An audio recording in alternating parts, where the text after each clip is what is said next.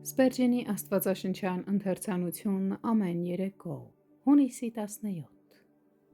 Այն ժամանակ Իսրայելն այս երգը երգեց. Ջրհոր բխիր, երգեցեք նրա համար։ Թվոց 21-րդ գլուխ 17-րդ խոսք։ Հայտնի էր անապատի այս ջրհորը, քանի որ դրա վերաբերյալ խոստում էր տրված։ Սա այն ջրհորն էր, որի համար Տերն ասել էր Մովսեսին. ժողովրդին ժողովիր, և ես նրանց ջուր կտամ։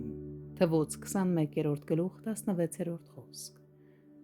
Ժողովուրդը ջրի կարիք ուներ, և նրանց շնորհառատ Աստվածը խոստացել էր ջուր տալ իրենց։ Մենք էլ այսօր երկնային շնորհքի թարմ պաշարների կարիք ունենք, և Տերն իր ուխտի հիման վրա խոստացել է տալ մեզ այն, ինչ խնդրում ենք։ Այնուհետև այս ջրհորը առիթ դարձավ երգի համար։ Նախքան ջուրը դուրս կհորդեր, կենսուրախ հավատքը մարդկանց մղեց, որ երգեն, և մինչ վճիտ աղբյուրը ցայտում էր, երաժշտությունը գնալով ավելի բերկրալի էր դառնում։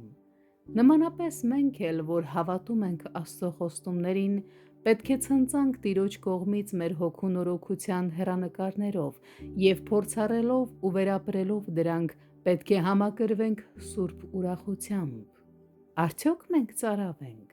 Եկեք չտրտնջանք, այլ երգենք։ Հոգևոր ծարավն ավելի անտանելի է, քան մարմնավորը, սակայն մենք կարիք չունենք տառապելու, քանի որ խոստումը մեզ ցույց է տալիս ջրհորը։ Եկեք պարզ սրտով որոնենք այն։ Ավելին, ջրհորն աղոթքի կենտրոնական թեման էր։ Ջրհոր բխիր։ Մենք պետք է ջանադրաբար փնտրենք այն, ինչ Աստված հանձն է առել տալ մեզ, հակառակ դեպքում կնշանակի, որ ոչ փափագ ունենք, ոչ էլ հավատք։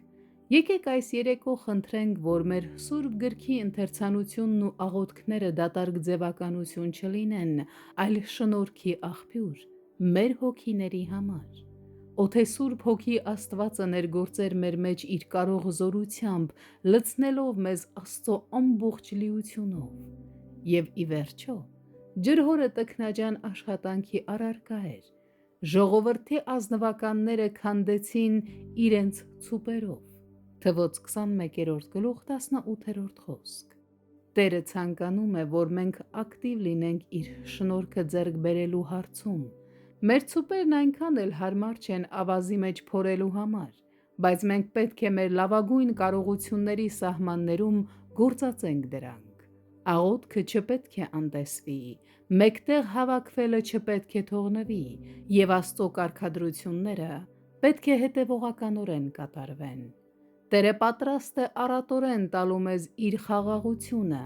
սակայն ոչ երբեք նրանց, ովքեր անգործության են մատնված։ Եկեք ուրեմն ջանադրաբար փնտրենք նրան, ում մեջ մեր բոլոր վճիտ աղբյուրներն են։